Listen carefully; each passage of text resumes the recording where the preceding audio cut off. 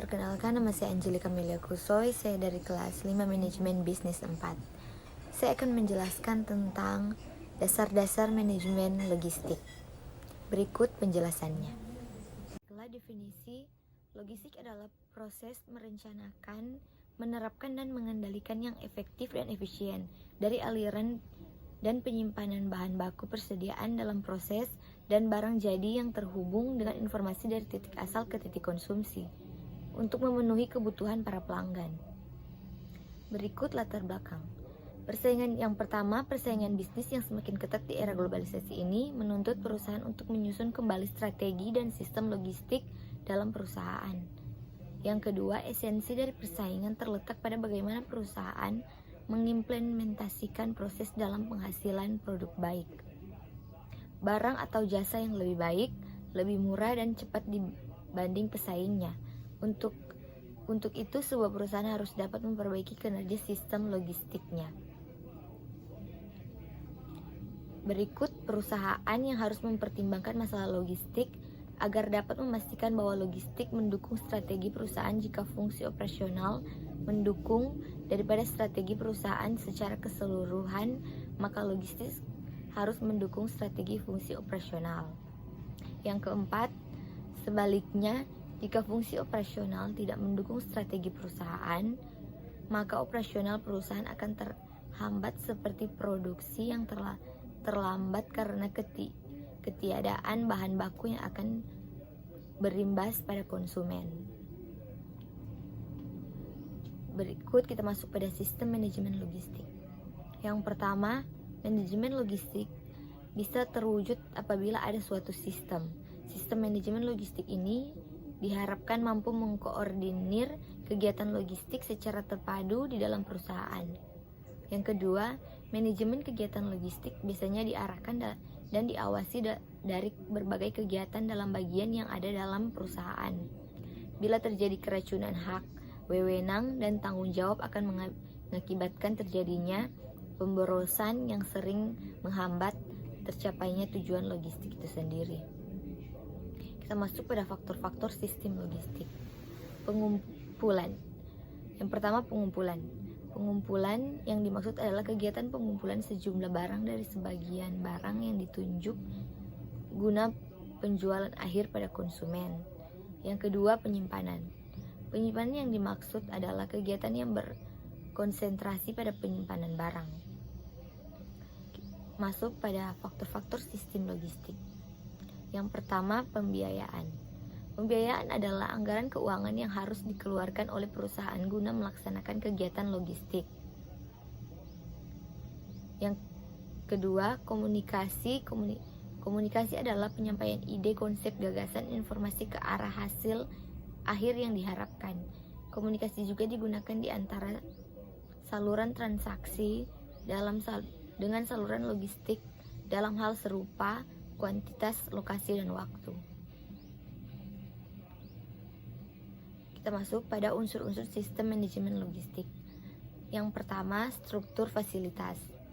Jaringan fasilitas yang dipilih merupakan satu hal yang sangat fundamental bagi hasil akhir logistiknya. Jumlah dan pengaturan fasilitasnya yang dioperasikan dalam perusahaan mempunyai hubungan langsung dengan kemampuan pelayanan terhadap pengguna akhir produk, barang, serta terhadap biaya logistiknya. Yang kedua, transportasi. Dalam suatu jaringan fasilitas, transportasi merupakan suatu mata rantai penghubung. Hampir setiap perusahaan dari ukuran apa saja mempunyai manajer lalu lintas yang bertanggung jawab terhadap pengelola produk transportasinya. Sekarang kita masuk 3 alternatif untuk menetapkan kemampuan transportasinya. Yang pertama, armada peralatan swasta dibeli atau disewa. Yang kedua, kontrak khusus dapat diatur dengan spesialis transport untuk mendapatkan kontrak jasa pengangkutan. Yang ketiga, bentuk transport ini dikenal sebagai privat, kontak, dan common carriage atau angkutan umum. Kita masuk pada unsur-unsur sistem manajemen logistik. Yang pertama, persediaan. Kebutuhan akan transport di antara berbagai fasilitas itu didasarkan atas kebijaksanaan persediaan yang dilaksanakan oleh suatu perusahaan. Secara teoritis, suatu perusahaan dapat saja mengadakan persediaan setiap barang yang ada dalam persediaannya pada setiap fasilitas dalam jumlah yang sama. Akan tetapi, jarang perusahaan akan melaksanakan program persediaan yang semewah itu, karena total biayanya sangat tinggi sekali. Yang kedua, komunikasi. Komunikasi adalah kegiatan yang seringkali diabaikan dalam sistem logistik. Di zaman lampau, mengabaikan itu disebabkan oleh kurangnya peralatan pengelola data dan peralatan penyampaian data yang dapat menangani arus informasi yang diperlukan. Kita masuk pada kekurangan dalam komunikasi. Pertama, informasi yang diterima mungkin tidak betul dalam penilaian tren dan peristiwa.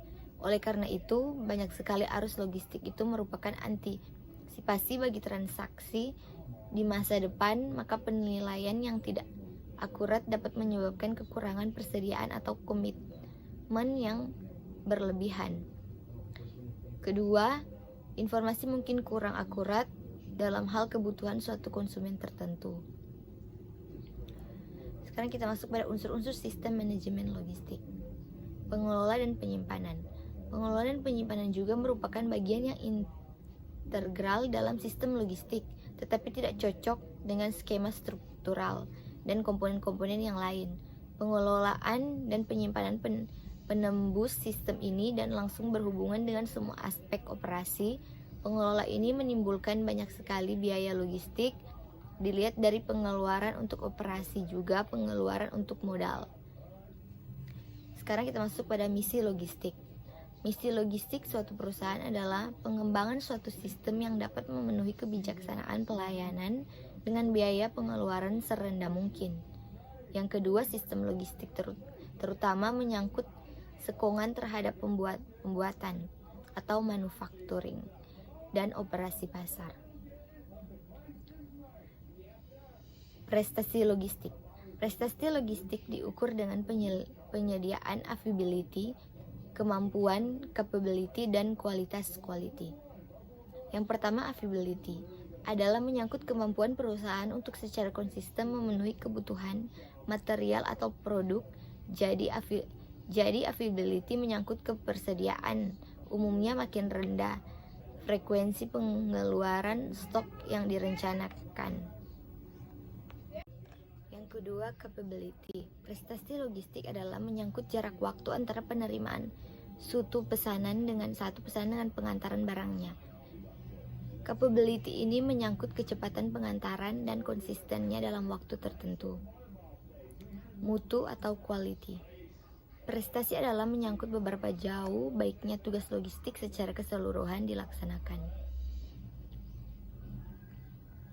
Biaya logistik. Sistem logistik hendaklah dipandang sebagai pusat biaya sifat dari availability yang tinggi, capability yang cepat dan konsisten, dan quality yang tinggi itu adalah hubungan masing-masing dengan biaya. Semakin tinggi masing-masing aspek ini dari total prestasi, makin tinggi masing-masing aspek ini, maka semakin besar biaya logistiknya. Sekarang, keseimbangan sistem logistik.